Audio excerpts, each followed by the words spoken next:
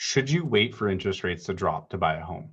Well, I don't know what the future is going to be, but I do know that 72% of Canadians, as surveyed by BMO, are waiting for interest rates to drop before they're going to start purchasing a property. Now, we're seeing multiple offers. We're seeing pretty aggressive markets right now, yet many people I talk to are waiting for rates to drop. Now, what I want to do is give you the answers of should you wait. The problem is I don't have a crystal ball, so I won't be able to give you everything, but I'm going to show you my thought process and give you the tools in the description below so that you can figure this out for yourself. If you have any questions or need any help, feel free to reach out. I'll help you through it.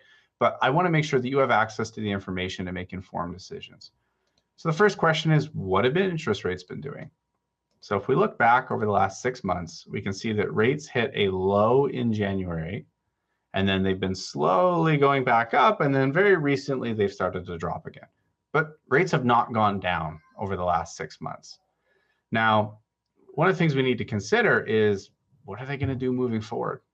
And I think the best thing we can do is say that hopefully they drop, maybe they go up, maybe they stay at the same level. Historically, if we look at the overnight lending rate for the last 80, 90 years, the average has been just above 5%. So we're kind of where the average is, but maybe they'll drop. So I want to show you guys what you can do about it. Now, I just found a listing online, cute little house in Edmonton. It's $425,000, decent looking little place. Nothing special about it, but it's a nice little $425,000 home.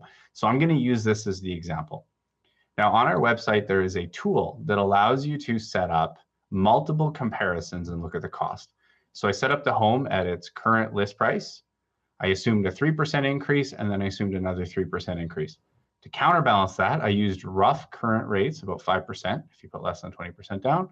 I assumed for the scenario where rates drop, more buyers come to the market, so the prices go up a little bit. Rates have dropped 0.5%, and then I did a second scenario with a full 1% drop. So as you can see, as rates are going down, the price is going up slightly, which I would argue is reasonable since rates have not dropped and we're already in an aggressive market where prices are going up at least a little bit or staying flat. It's reasonable that when all the buyers waiting on the sidelines for rates to drop start purchasing, prices will probably go up. At the very least, competition will go up. So we look at the scenario. Hypothetically, we may pay more. Down here, it breaks down the interest. So we save roughly $11,000 interest in the scenario where rates drop 0.5%. If rates drop a full 1%, we save about $17,000 roughly. So we would need prices to increase less than the interest savings to come out ahead. So it's a balancing act. Now, what I wanted to do was just show you this tool.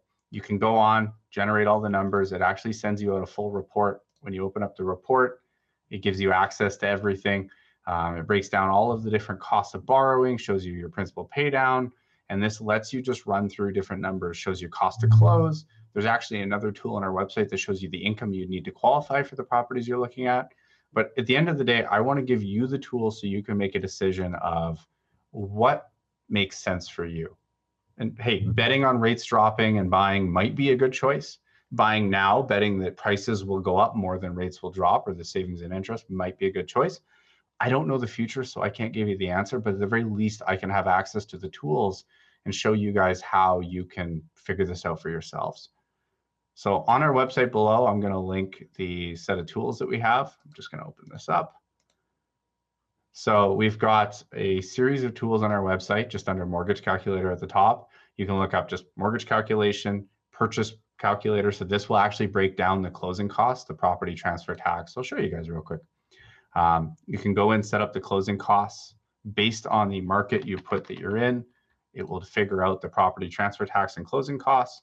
If you actually go edit this, you can say if it's a new build home, if you're a first-time home buyer, and it's one of the tools that we have. So there's a number of them.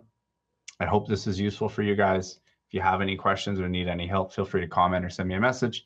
But please make informed decisions. Don't just decide that something's better because it feels right. Please do the math. I'm happy to help. Till next time, everybody.